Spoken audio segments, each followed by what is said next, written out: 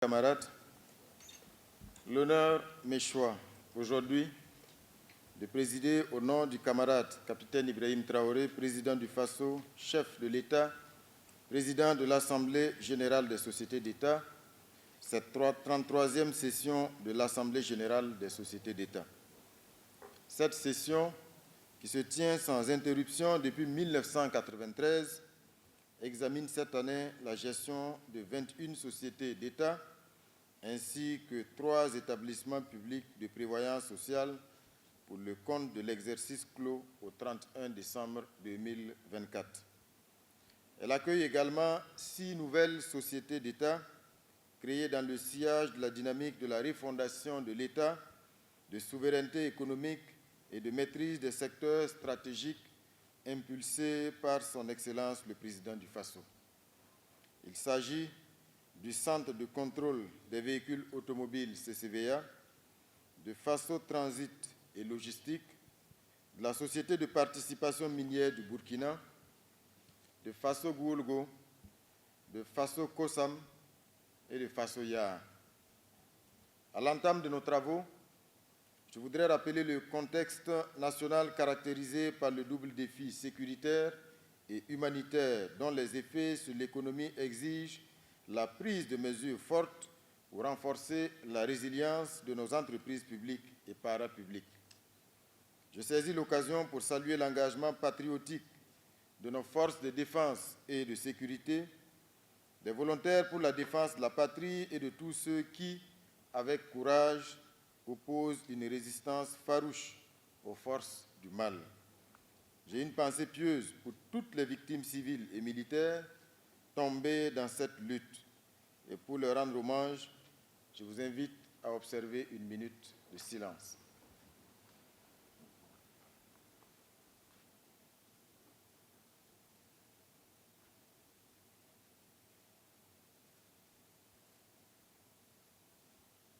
Je vous remercie. Mesdames et messieurs, chers participants, l'exercice 2024 a été jalonné de réformes structurelles dans la gouvernance des entreprises publiques. Le gouvernement, fidèle à sa vision de souveraineté économique, entend faire de ces entités des instruments efficaces du service public. Dans cette optique, 4 décrets ont été adoptés pour encadrer les rémunérations et avantages des directeurs généraux, des personnels et membres des conseils d'administration. Ces réformes s'inscrivent dans la logique de la réduction du train de vie de l'État et d'équité dans l'allocation des ressources publiques. Je vous exhorte donc à vous inscrire dans le processus et à soutenir ces réformes déjà engagées et celles à venir pour faire de nos entreprises publiques des vecteurs de cohésion sociale et des moteurs de la croissance économique dont les résultats profiteront à toute la population. Chers camarades, la redevabilité est un pilier fondamental de la bonne gouvernance. C'est pourquoi cette session est aussi une instance de reddition de comptes sur la gestion des entreprises publiques pour l'exercice 2024. Elle s'aligne pleinement sur la volonté du gouvernement d'instaurer une gouvernance publique transparente, rigoureuse et orientée résultat.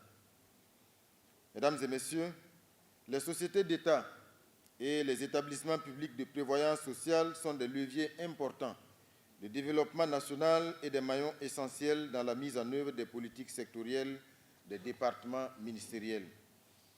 Ils doivent être de véritables instruments de renforcement de la résilience de notre tissu économique, mis à rude épreuve dans un contexte sécuritaire difficile et une géopolitique à facettes multidimensionnelles.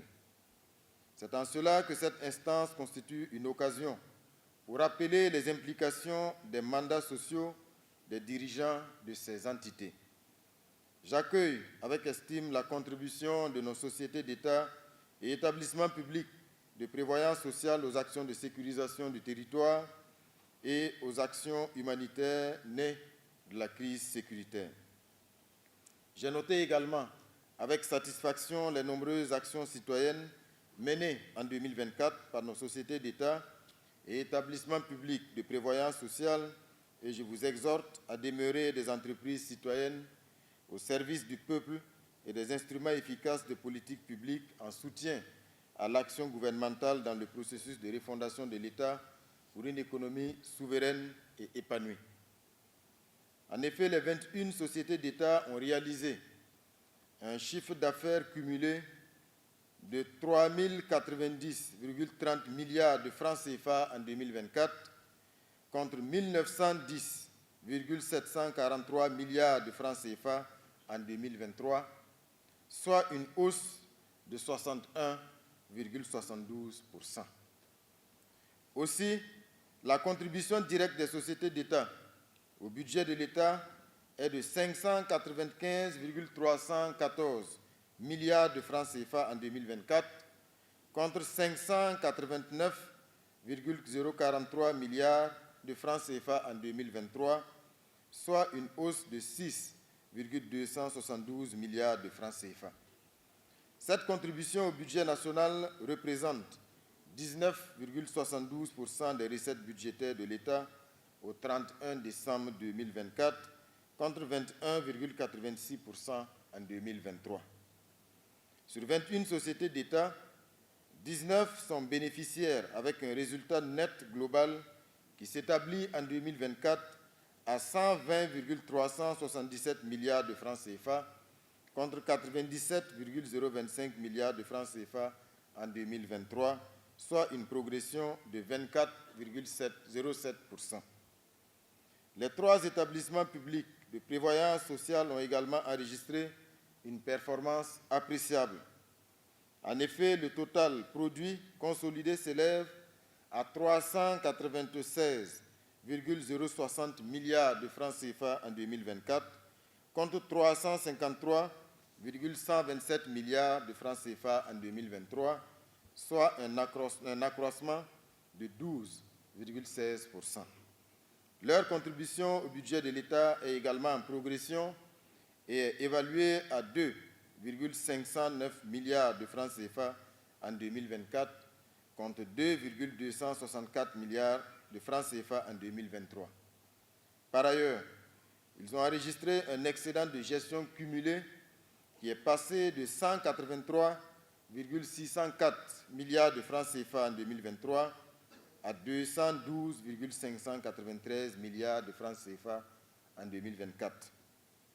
Chers camarades, au regard de ces résultats encourageants, je tiens à féliciter les membres des conseils d'administration, les directeurs généraux et l'ensemble du personnel pour leur dévouement et leur professionnalisme. Je vous invite à redoubler d'efforts et à initier des projets innovants qui renforceront l'impact de nos entreprises publiques dans la réalisation des ambitions nationales. Je salue également la qualité du travail du secrétariat technique pour la préparation efficace de cette session.